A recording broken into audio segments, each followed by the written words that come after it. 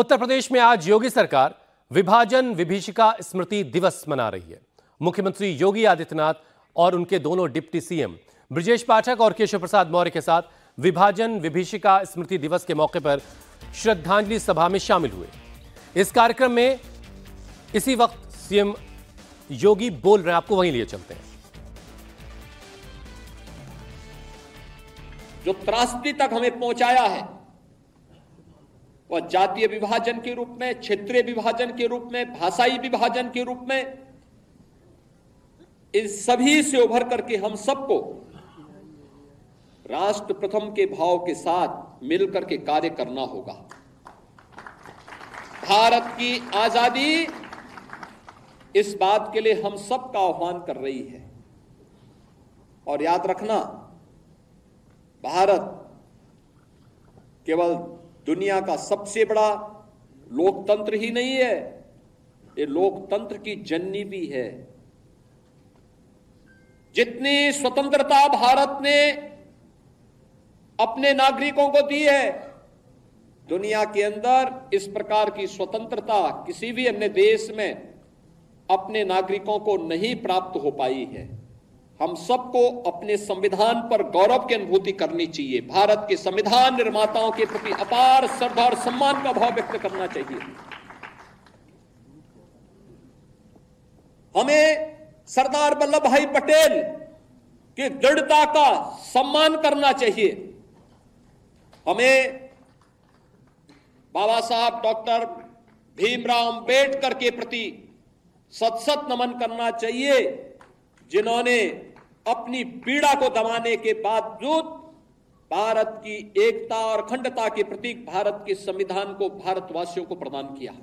जो संविधान आज भी हम सबका नेतृत्व करता है, हमारा मार्गदर्शन करता है।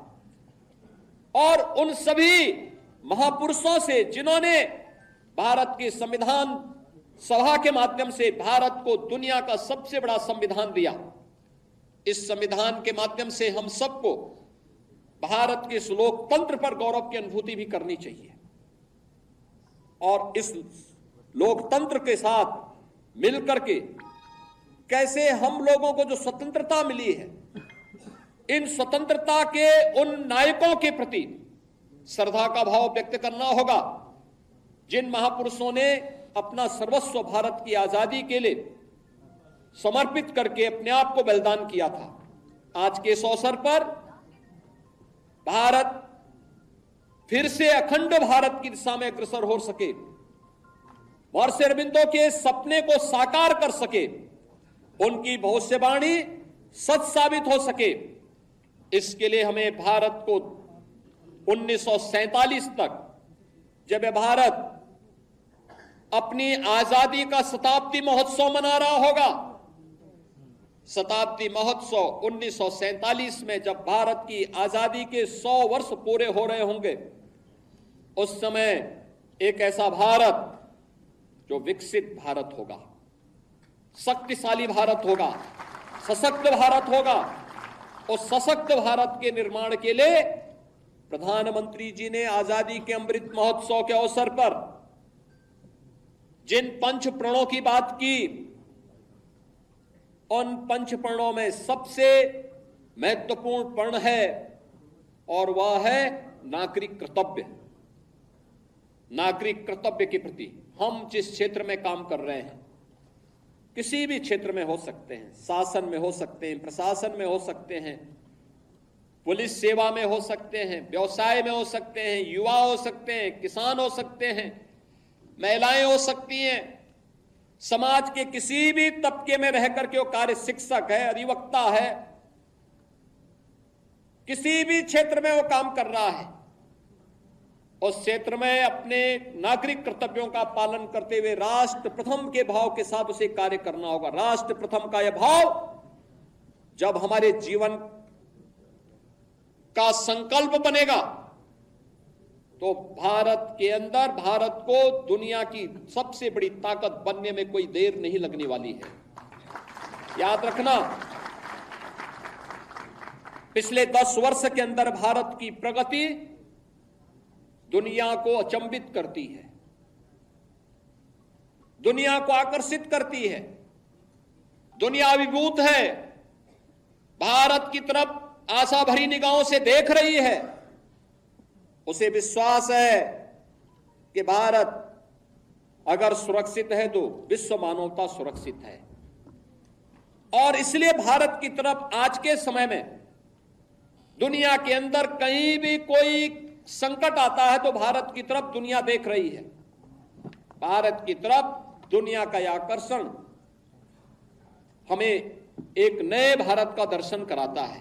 प्रधानमंत्री मोदी जी के नेतृत्व में इस नए भारत को दुनिया की सबसे बड़ी ताकत के रूप में स्थापित करना, और 10 वर्ष में, आज से 10 वर्ष पहले भारत दुनिया की 10वीं बड़ी आर्थिक महाशक्ति था। आज भारत दुनिया की 5वीं बड़ी अर्थव्यवस्था बना है। अगले 3 वर्ष के अंदर भारत दुनिया की 3री बड़ी अर्थव्यवस्था बन जाएगा। और हमारा प्रयास होना चाहिए कि 1947 होते होते भारत दुनिया की सबसे बड़ी ताकत बनेगा, और उस ताकत के लिए भारत के हर नागरिक को एकजुट होकर के अपने आपसी मतभेदों को समाप्त करते हुए जाति के नाम पर, क्षेत्र के नाम पर, भाषा के नाम पर विभाजन करने वाले उन ताकतों से सतर्क रहते हुए एक भारत श्रेष्ठ भारत के बारे में सोचना होगा। इतिहास के उन गलतियों के परिमार्जन का एक अवसर हम सबके सामने है। हम फिर से इस प्रकार की गलतियों की त्रासदी और इस प्रकार की विभाजन की त्रासदी का सामना फिर से वर्तमान और भावी पीढ़ी को न करना पड़े, इसके लिए हम सबका संकल्प होना चाहिए, जीवन का ध्येय होना चाहिए। विभाजन की इस त्रासदी के लिए तत्कालीन कांग्रेस नेतृत्व पूरी तरह जिम्मेदार रहा है। कांग्रेस विभाजन की इस त्रासदी के लिए और समय समय पर देश के साथ हुए इस धोखे के लिए कभी देश की जनता से माफी नहीं मांगेगी, क्योंकि उनका चरित्र कभी भी इस प्रकार का नहीं रहा। कांग्रेस का वास्तविक चरित्र अधिनायकवादी रहा है, और देश के अंदर जब भी उसको अवसर मिला उसने लोकतंत्र के गले को घोंटने का प्रयास किया। 1975 इसका उदाहरण है। जब भी कहीं पर नागरिकों ने अपने अधिकारों की बात की, उसने आपस में लड़ाने का काम किया। देश के अंदर भाषाई विवाद, देश के अंदर क्षेत्रीय विवाद, देश के अंदर सनातन राष्ट्र में हिंदू और सिखों को आपस में लड़ाने का कार्य, ऐसे तमाम ऐसे पाप हैं इनके, जिन पापों की कभी माफी नहीं दी जा सकती है। और इसलिए हमें इस प्रकार के लोगों से सावधान रहते हुए फिर कहीं भी कोई ऐसी स्थिति ना आने पाए जो देश के वर्तमान और भावी पीढ़ी के सामने इस प्रकार की दुर्भाग्यपूर्ण त्रासदी की स्थिति पैदा करे। इसके लिए हम सबके जीवन का इस संकल्प होना चाहिए, हम इसके लिए परिमार्जन करने की दिशा में आगे बढ़ सकें। मैं धन्यवाद दूंगा उन वक्ताओं को जिन्होंने अपनी बातों को यहां पे रखा, और खास तौर पर सरदार निर्मल सिंह ने बहुत अच्छे ढंग से उन्होंने एक बात भी यहां पे रखी कि त्रासदी किस प्रकार की थी। हमारी लखनऊ की पूर्व मेयर स्वयं उस त्रासदी का शिकार बनी थी, मात्र 1 वर्ष की, और 2 वर्ष के बाद उनके पिता उन्हें उस कैंप में मिल पाए जहां पर वे लोग, उनके परिवार के लोग त्रासदी के शिकार थे।